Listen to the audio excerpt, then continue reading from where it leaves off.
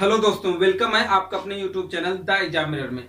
आज का topic start करने चल रहे हैं विलगित गोली चालक की वैद्युत धारिता अर्थात electric capacitance of an spherical conductor के बारे में बात करेंगे।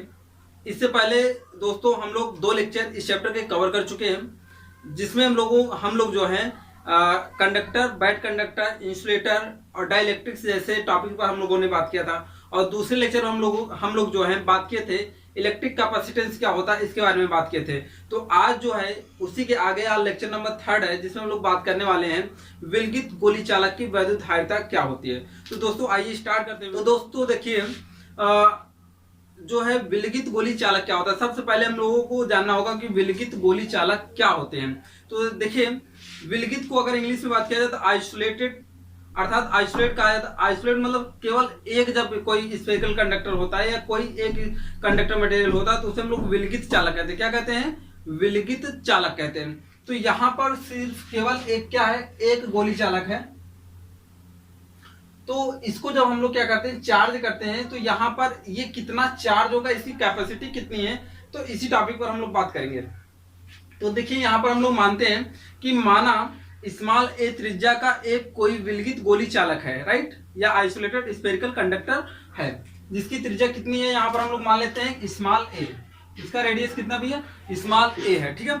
अब इसके बाद यहाँ पर हम लोग क्या करते हैं कि इसको क्यू चार्ज देते हैं। क्या देते हैं? प्लस क्यू चार्ज देते हैं। तो देखिए ये कंडक्टर जो स्फेरिकल कंडक्टर है, 2 सिचुएशन में हो सकता है। या तो ये कंडक्टर मटेरियल बिल्कुल ठोस हो सकता है, मतलब सॉलिड हो सकता है, या तो क्या हो सकता है, खोखला हो सकता है।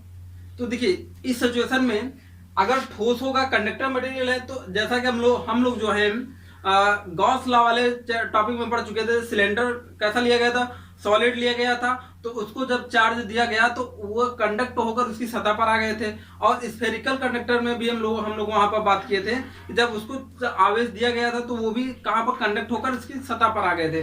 तो यहाँ पर देखिए जब इसको क्यू चार्ज दिया जाएगा तो यहां से भी ये क्या हो जाएगा, कंडक्ट होकर इसकी सतह पर चार्ज आ जाएंगे। तो जब कंडक्ट होकर इसकी सतह पर चार्ज आ जाएंगे तो एक समान रूप से ये चार्ज क्या हो जाएगा, वितरित हो जाएगा। और अब यहां से ये बल रेखाएं जो हैं एक दूसरे के लंबवत बाहर की ओर होंगी। जैसा कि ये बल रेखाएं, ये वृत्त आप ना समझकर एक गोले को एज्यूम करेंगे और वहां पर देखिए ये बल रेखाएं एक दूसरे के लंबवत, जैसा कि आपको यहाँ पर डायग्राम में दिखाई दे रहा होगा कि ये एक दूसरे के क्या है, बिल्कुल लंबवत है बल रेखाएं, और ये किसी गोले से होकर पास हो रही है, वृत्त से नहीं। तो यहाँ पर देखिए अब प्रत्येक स्थान पर अगर यहाँ पर चार्ज है तो ये बल रेखाएं एक दूसरे के लंबवत निकल रहे हैं। तो इसके सेंटर पर ये पूरा चार्ज कहाँ पर केंद्रित माना जा रहा है, इसके सेंटर पर। ऐसा फील हो रहा है कि ये चार्ज कहाँ से निकल रहा है, इसके सेंटर से निकल रहा है। तो जो चार्ज दिया गया था इसको हम लोग मान सकते हैं कहाँ पर होगा, इसके सेंटर पर होगा। अगर इसके सेंटर पर होगा तो ये दूरी क्या है, ए है। तो हम लोग पिछले टॉपिक में बात किए थे, चैप्टर नंबर 3 में इलेक्ट्रिक पोटेंशियल वाले टॉपिक में बात किए थे कि यहाँ पर अगर प्लस क्यू चार्ज कोई रखा हो, इससे आर दूरी पर एक बिंदु पी है, जहां पर हमको क्या ज्ञात करना है, इलेक्ट्रिक पोटेंशियल ज्ञात करना है, वैद्युत विभव ज्ञात करना है। तो वहां पर हम लोग फॉर्मूला निकाले थे V = 1/4πε0। अगर ये के परावैद्युतांक वाले माध्यम में रखा हुआ है तो ε0 के इंटू Q/R, ऐसा कुछ हम लोगों ने पढ़ा था। तो यहाँ पर देखिए सेम वैसे है। अगर इस पॉइंट पर हम लोग पोटेंशियल निकालें, इस पॉइंट पर पोटेंशियल निकालें, इस पॉइंट पर पोटेंशियल निकालें, या कहीं पर भी पोटेंशियल निकालते हैं तो रेडियस सभी का सेम है, चार्ज भी सेम है। तो प्रत्येक बिंदु पर क्या आएगा, विभव का मान सेम आएगा। जब किसी पृष्ठ पर विभव का मान सेम होता है, समान होता है, तो ऐसे पृष्ठ को हम लोग क्या कहते हैं, समविभव पृष्ठ कहते हैं। कौन सा पृष्ठ कहते हैं? समविभव पृष्ठ कहते हैं। तो यह प्रकार का समविभव पृष्ठ भी है। और यह हम लोग मान रहे हैं कि यह गोली चालक के परावैद्युतांक वाले माध्यम में रखा हुआ है। तो हम लोग बात कर पाएंगे, तो गोले के पृष्ठ पर वैद्युत विभव कितना होगा।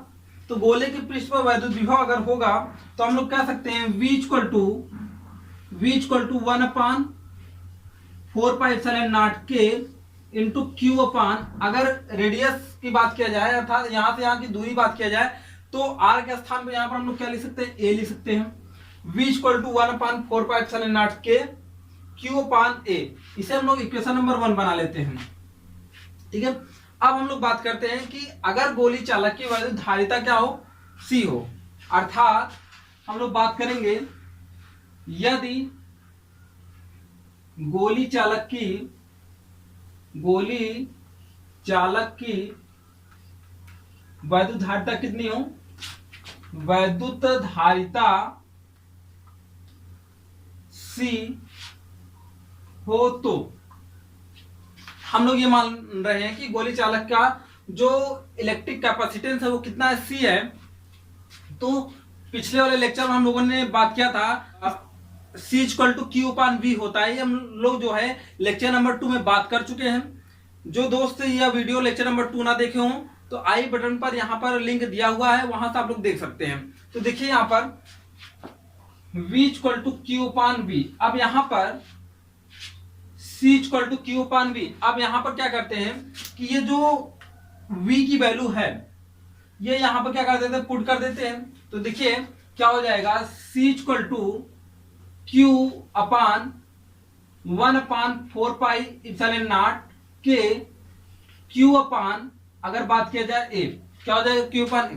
तो यहां से देखिए अब ये पॉइंट ए, क्यू और क्यू क्या हो जाएगा, कट जाएगा, यहां से ये कैंसिल हो गया। जब कैंसिल हो गया तो इस बात को हम लोग ऐसा भी लिख पाएंगे, क्या लिख पाएंगे, देखिए यह पूरा यहां से 4πε0 के ए, ये कहां चला जाएगा, ऊपर चला जाएगा। तो C इक्वल टू क्या हो जाएगा, C इक्वल टू 4πε0 के इंटू ए,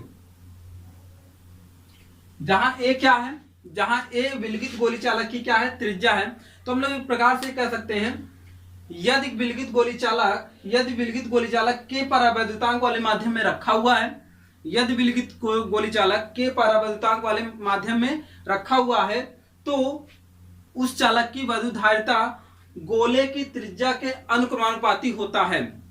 ये बात आप नोट कर लेंगे क्या, कि यदि कोई गोली चालक किसी के परावैद्युतांक वाले माध्यम में रखा हुआ है तो उस चालक की वैद्युत धारिता उस गोले के त्रिज्या के अनुक्रमानुपाती होगा। इसका अर्थ ये हुआ कि अगर गोले की त्रिज्या क्या करेंगे, बढ़ाएंगे, तो इसकी कैपेसिटी क्या होती जाएगी, बढ़ती जाएगी। और जो अगर गोले की त्रिज्या कम करेंगे तो चार्ज कंडक्ट करने की कैपेसिटी क्या होती जाएगी, कम होती जाएगी। तो ये यहां से एक फॉर्मूला आता है। यहां पर आपको इस पर बहुत सारे न्यूमेरिकल दिए गए हैं किताब में, आप वहां से इसको लगा सकते हैं। तो अब हम लोग बात करते हैं कि अगर यही विलगित गोली चालक जो है आइसोलेटेड स्फेरिकल कंडक्टर ऐसे माध्यम में रखा जाए, जैसे वायु में रखा जाए या निर्वात में रखा जाए, तो क्या होगा, माना विलगित गोली चालक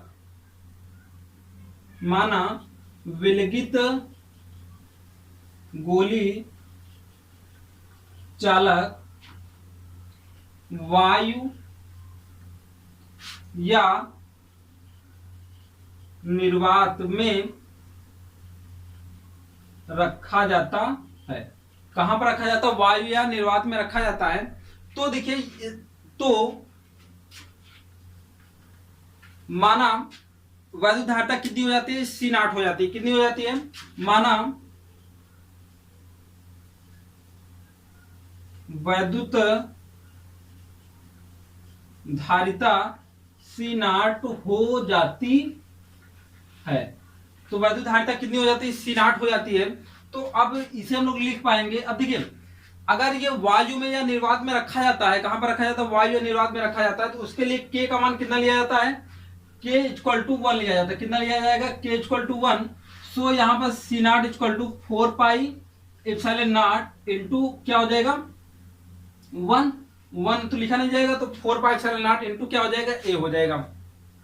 ये कहां पर होगा, जब ये विलगित गोली चालक कहां पर रखा गया होगा, वायु में रखा गया होगा या निर्वात में रखा गया होगा। तो K इक्वल टू 1 लिया जाएगा। तो देखिए, अब इसे इक्वेशन नंबर 1 बना लीजिए, इसे इक्वेशन नंबर 2 बना सकते हैं, ठीक है। तो इस सिचुएशन में अगर हम लोग बात करें, equation number 1 and equation number 2, तो दोस्तों समीकरण 1 और 2 को क्या करते हैं, डिवाइड करते हैं। समीकरण 1 और 2 को डिवाइड करने के बाद, तो यहां पर देखिए समीकरण 1 और 2 जब डिवाइड करते हैं तो ये C अपान क्या हो जाएगा, C0 equal to 4πε0 K into A upon 4πε0 into A. तो इसे क्या करेंगे, जब काटेंगे तो देखिए 4πε0 और ए से ए कैंसिल हो जाएगा, C अपान C0 क्या हो जाएगा, K हो जाएगा। अर्थात हम लोग एक बात कह पाएंगे यहां से कि विलगित गोली चालक की वैद्युत धारिता जब किसी माध्यम में रखा हुआ हो और जब वह निर्वात या वायु में रखा हुआ हो तो चालक की वैद्युत धारिता का अनुपात के परावैद्युतांक माध्यम के क्या होता है, बराबर होता है। तो इस पॉइंट को हम लोग लिख सकते हैं ऐसे कि माध्यम में चालक की वैद्युत धारिता तथा निर्वात में या वायु में चालक की वैद्युत धारिता का अनुपात परावैद्युतांक के बराबर होता है। कि क्या होता है, बराबर होता है। यह पॉइंट आप नोट पॉइंट में लिखेंगे। तो यहां से हम लोग सारी बातें जान चुके हैं कि विलगित गोली चालक की वैद्युत धारिता कितनी होती है। तो अगर आपसे कोई पूछता है विलगित गोली चालक की वैद्युत धारिता कितनी होती है तो C=4πε0K/A होता है। ठीक है, तो आज के लिए इस वीडियो में इतना ही। मिलेंगे अगले वीडियो में, जो हम लोग वहां पर बात करेंगे कि किसी चालक की स्थितिज ऊर्जा कितनी होती है। अगर इसको हम लोग चार्ज करते हैं, आवेश देते हैं, तो उसकी पोटेंशियल एनर्जी कितनी होगी, उस टॉपिक पर हम लोग बात करेंगे लेक्चर नंबर 4 में। इस लेक्चर नंबर 3 में आज के लिए इतना ही। अगर दोस्तों आपको वीडियो पसंद आ रहा हो तो लाइक जरूर करें। अगर आपको इस वीडियो से रिलेटेड कोई क्वेरी हो, कोई क्वेश्चन हो, तो आप कमेंट सेक्शन में कमेंट जरूर करें। आपको उस प्रॉब्लम का जो है सोल्यूशन दिया जाएगा।